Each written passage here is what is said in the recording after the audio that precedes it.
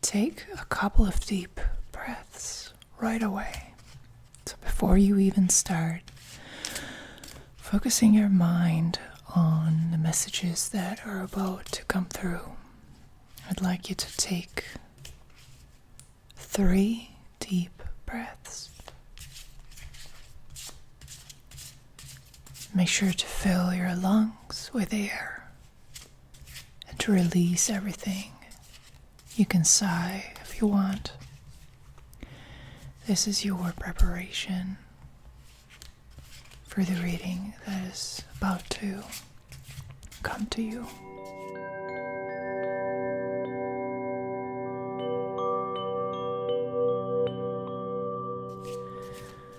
If you enjoy my content, please give this video a like and subscribe to my channel. And if you'd like to book a reading with me, you can do so on my website. Please see the description below. So we're going to do this pick a card style. I'm going to start by giving you 3 options, 3 pieces of advice, which you can take all of them if you want, but you can also try and see if you resonate with any of the 3 items that we have here. I'm going to show them to you now. So the first one is this rock, this greenish, bluish rock. The second one is this somewhat bigger, round rock. This is going to be the second option.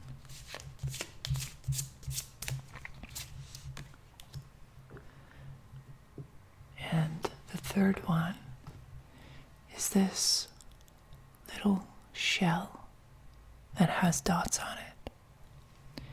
So whichever of these objects you're resonating with, choose that card and skip to that part of the video. If you feel like you're resonating with all of them, which is possible, then there's no need to choose. You can just watch the whole video. But we're going to get into this right now. And I'm going to give you some advice. So if you picked the first one, let's see what your advice is. We have the Empress here. The Empress is a major arcana card, and it's a really beautiful one because it represents growth and progress and love and nurturing.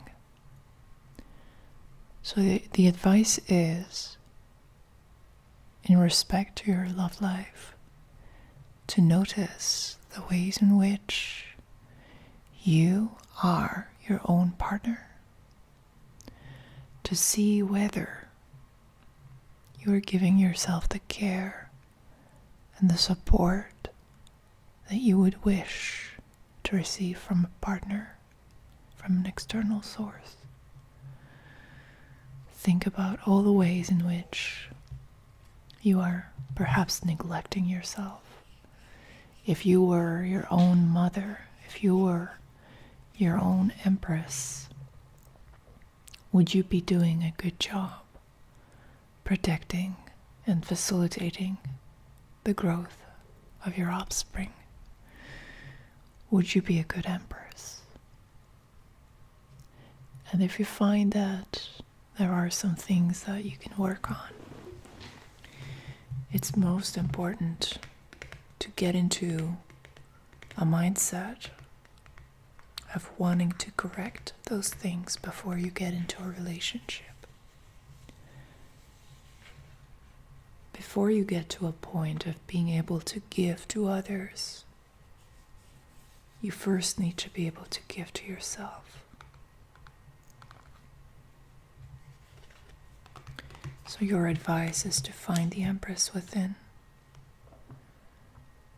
and to do your best to develop the Empress's sensitivity and empathy to the highest level before you engage in a romantic relationship with someone else.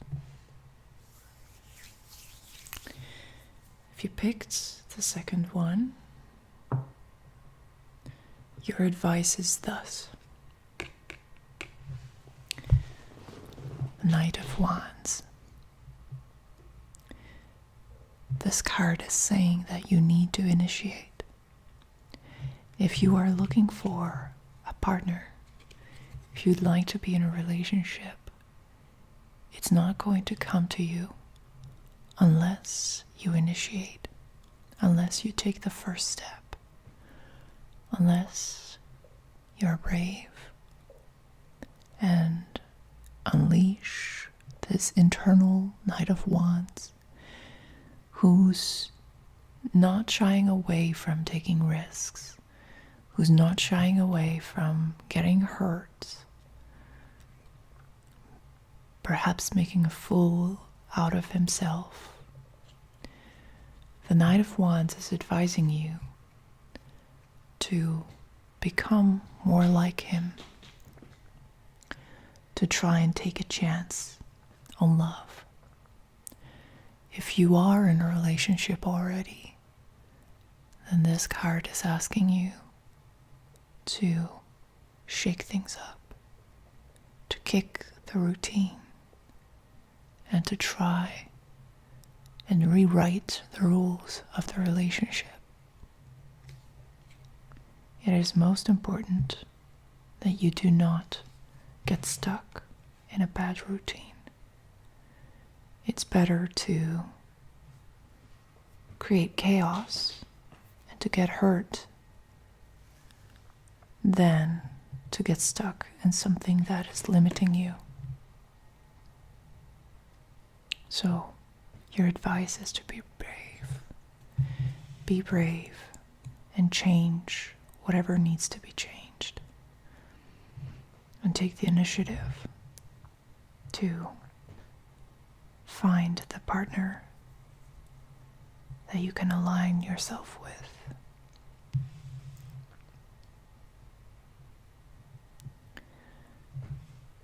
And the last card. Your advice is coming up. And it's the King of Pentacles. Love is kind of like a resource, and sometimes there's scarcity around you. And it's important to be realistic about love. That's what the King of Pentacles is asking you to do. To first and foremost recognize that there is a common sense aspect to all love relationships, even if they come from the heart, even if they can be whimsical and passionate and unpredictable at times. There's still an underlying principle of economics. There's a need to align with common sense and practicality. So your advice is to look for what is practical in your relationship if you already have one. And if you're looking for a new one, then it's important to be realistic in what you're expecting from another person. What seems to be the most important thing in your position in this area is that you seek stability. You would like stability, you would like reliability. And when you have that, the relationship is going to flourish. And when you have that within, a new relationship is going to come to you. But it's important that you're trying not to get lost in the world of fantasies and wishful thinking. There's a reality that is a little less pink. You need to remove the rose-colored glasses, but when you do, you will find value.